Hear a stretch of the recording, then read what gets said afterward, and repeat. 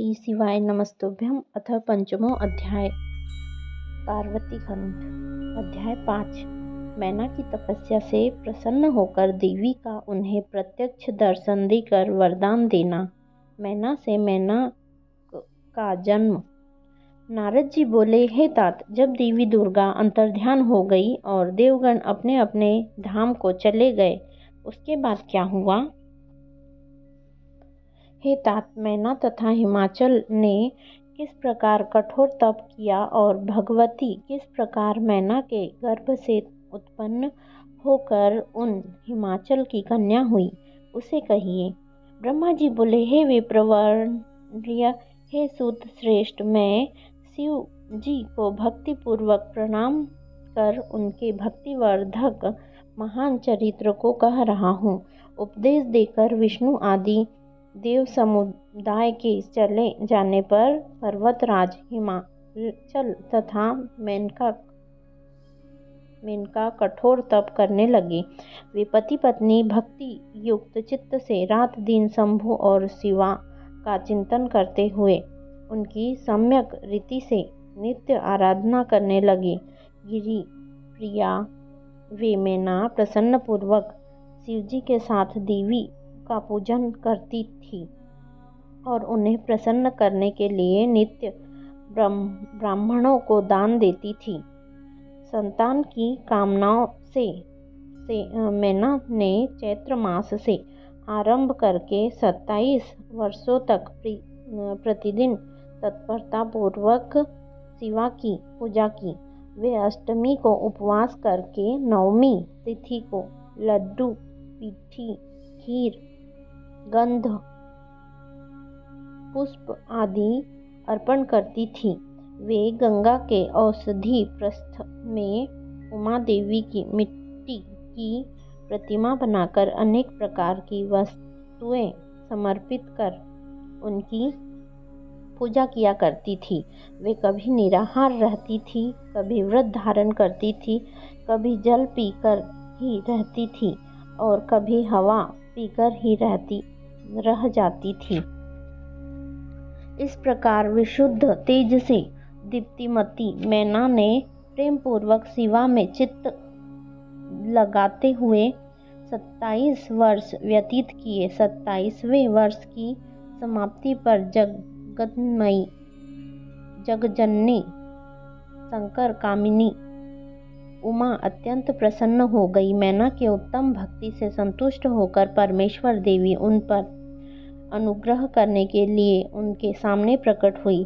तेजो राशि के बीच में विराजमान तथा दिव्य अवयवों से युक्त उमा देवी प्रत्यक्ष होकर मैना से हंसती हुई कहने लगी, हे देवी, हे महासाध्वी, जो तुम्हारे मन में हो वह वर मांगो। हे गिरि कामिनी, मैं तुम्हारी तपस्या से बहुत प्रसन्न हूँ। हे मैंने तुमने तपस्या व्रत और समाधि के द्वारा जो प्रार्थना की है उस सब मैं तुम्हें प्रदान करूँगी और जब भी मैं तुम्हारी जो इच्छा होगी वह भी दूंगी। तब उन मैना ने प्रत्यक्ष प्रकट हुई कालिका देवी को देखकर प्रणाम किया और यह वचन कहा। मैना बोली, हे देवी, इस समय मुझे आपके रूप का प्रत्यक्ष दर्शन हुआ है, अतः मैं आपकी स्तुति करना चाहती हूँ। हे कालिके, आप प्रसन्न हो। ब्रह्मा जी बोले, नारद, मैना के ऐसा कहने पर सर्वमोहिनी कालिका ने अत्यंत प्रसन्नचित होकर अपनी दोनों बाहों से मैना का आलिंगन किया। तत्पश्चात मेनका को महाज्ञान की प्राप्ति हो गई और वे प्रिय वचनों द्वारा भक्ति भाव से प्रत्यक्ष हुई शिवा कालिका की स्तुति करने लगी। मैना बोली, मैं महामाया जगत का पालन करने वाली चंडिका, लोक को धारण करने वाली तथा संपूर्ण मनोवांछित पदार्थों को देने वाली महादेवी को प्रणाम करती हूँ। नित्य आनंद प्रदान करने वाली माया, योग निद्रा, जगज्जननी, सिद्ध स्वरूपिणी तथा सुंदर कमलों की माला धारण करने वाली देवी को सदा प्रणाम करती हूँ। माता मही नित्य आनंद प्रदान करने वाली, भक्तों के शोक को सर्वदा विनष्ट करने वाली तथा नारियों एवं प्राणियों की बुद्धि स्वरूपिणी देवी को मैं प्रणाम करती हूँ। आप यतियों के बंधन के नाश की हेतुभूत ब्रह्मा विद्या है, तो मुझ जैसी नारियां आपके प्रभाव का क्या वर्णन कर सकती हैं। अथर्ववेद की जो हिंसा है वह आप ही हैं। हे देवी, आप मेरे अभिष्ट फल को सदा प्रदान कीजिए। भावहीन तथा अदृश्य नित्य तन्मात्राओं से आप ही पंचभूतों के समुदाय को संयुक्त करती है। आप उनकी शक्ति है और सदा नित्य रूपा है। आप समय समय पर योग युक्त एवं समर्थ नारी के रूप में प्रकट होती है। आप ही जगत की उत्पादिका और आधार शक्ति है। आप ही सबसे परे नित्या प्रकृति है, जिसके द्वारा ब्रह्मा के स्वरूप को वश में किया जाता है। वह नित्या विद्या आप ही है। हे माता, आज मुझ पर प्रसन्न होइए। आप ही अग्नि के भीतर व्याप्त उग्र शक्ति है। आप ही सूर्य किरणों की प्रकाशिका शक्ति है। चंद्रमा में जो आह्लादिका शक्ति है वह भी आप ही है। उन आप चंडी देवी का मैं स्तवन और वंदन करती हूँ। आप स्त्रियों को बहुत प्रिय हैं। ऊर्ध्वरीता ब्रह्मचारियों की नित्या ब्रह्म शक्ति भी आप ही है। आप संपूर्ण जगत की वांछा है तथा श्रीहरि की माया भी आप ही है, जो देवी इच्छानुसार रूप धारण करके सृष्टि स्थिति पालन तथा संहारमयी होकर उन कार्यों का संपादन करती है तथा ब्रह्मा विष्णु एवं रुद्र के शरीर भी हेतुभूता है। वे आप ही हैं। आप मुझ पर प्रसन्न हो। आपको पुनः मेरा नमस्कार है। ब्रह्मा जी बोले, हे नारद, मैना के इस प्रकार स्तुति करने पर दुर्गा कालिका ने पुनः मैना देवी से कहा, तुम अपना मनोवांछित वर मांग लो। उमा बोली, हे हिमालय प्रिय, तुम मुझे प्राणों से अधिक प्रिय हो।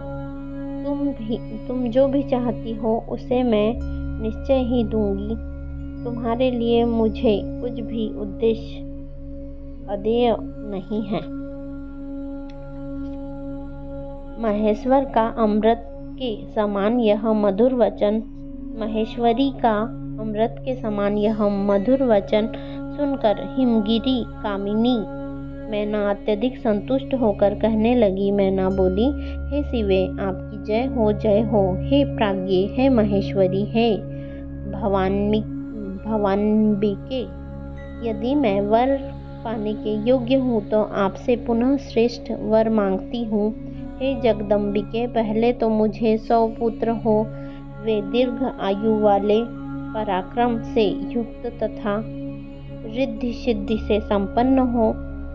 उन पुत्रों के पश्चात मेरी एक पुत्री हो, जो स्वरूप और गुणों से युक्त, दोनों कुलों को आनंद देने वाली तथा तीनों लोकों में पूजित हो। हे शिवे, आप ही देवताओं का कार्य सिद्ध करने के लिए मेरी पुत्री हो। हे भवाम्बिके, आप रुद्रदेव की पत्नी हो और लीला करे। ब्रह्मा जी बोले, हे नारद, मेनका की यह बात सुनकर प्रसन्न हृदया देवी उमा उनके मनोरथ को पूर्ण करती हुई मुस्कुराकर यह वचन कहने लगी। देवी बोली, तुम्हें 100 बलवान पुत्र होंगे। उनमें एक बलवान और प्रधान होगा, जो सबसे पहले उत्पन्न होगा। तुम्हारी भक्ति से संतुष्ट मैं स्वयं पुत्री के रूप में अवतीर्ण होंगी और समस्त देवताओं से सेवित होकर उनका कार्य सिद्ध करूंगी।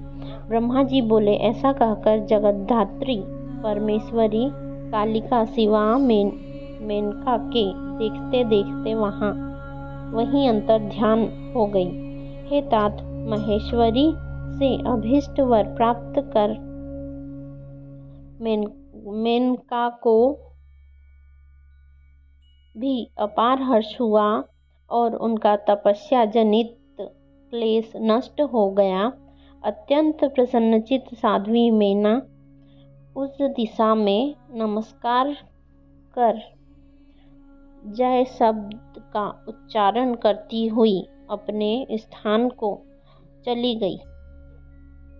ऐसे तो मैना के प्रसन्न मुखमंडल से ही हिमवान को सारी बातों की जानकारी हो गई, फिर भी मैना ने अपने मुख से वरदान की सारी बात पुनरुक्त वचनों के समान हिमालय से पुनः कह दी।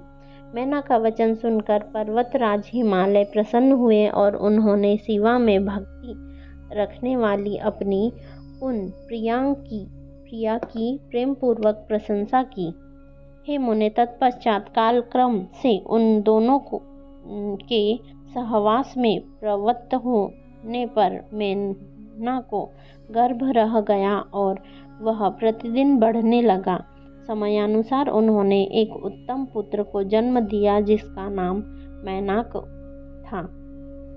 उसने समुद्र के साथ उत्तम मैत्री की। वह अद्युत पर्वत नाग वधुओं के विहार का स्थल है। हे देवर्षि, जिस समय इंद्र ने पर्वतों पर क्रोधित होकर उनके पंख काटना प्रारंभ किया, उस समय वज्र द्वारा कटे हुए पर्वतों के पंखों को देखकर वह मैनाक वेदना से अनभिज्ञ ही रहा और पंख युक्त ही रहा। हिमालय के 100 पुत्रों में मैनाक सबसे श्रेष्ठ और महाबल तथा पराक्रम से युक्त था। अपने आप प्रकट हुए समस्त पर्वतों में एक मात्र मैनाक ही पर्वत राज के पद पर अधिष्ठित हुआ। उस समय हिमालय के नगर में महान उत्सव हुआ। दोनों पति पत्नी अत्यधिक प्रसन्नता को प्राप्त हुए और उनका क्लेश नष्ट हो गया। उन्होंने ब्राह्मणों को दान दिया तथा अन्य लोगों को भी धन प्रदान किया। शिव के चरण युगल में उन दोनों का अत्यधिक स्नेह हो गया। इस प्रकार से शिव महापुराण के अंतर्गत द्वितीय रुद्र संहिता के तृतीय पार्वती खंड में मैना की वर प्राप्ति का वर्णन नामक 5वां अध्याय पूर्ण हुआ। श्री शिवाय नमस्तुभ्यम। आगे आने वाले अध्यायों की जानकारी के लिए चैनल को सब्सक्राइब कीजिए तथा बेल नोटिफिकेशन प्रेस कीजिए, जिससे अध्यायों के नोटिफिकेशन आप तक जल्द पहुंच जाए। कमेंट में ओम नमः शिवाय अथवा श्री शिवाय नमस्तुभ्यम अवश्य लिखिए। धन्यवाद।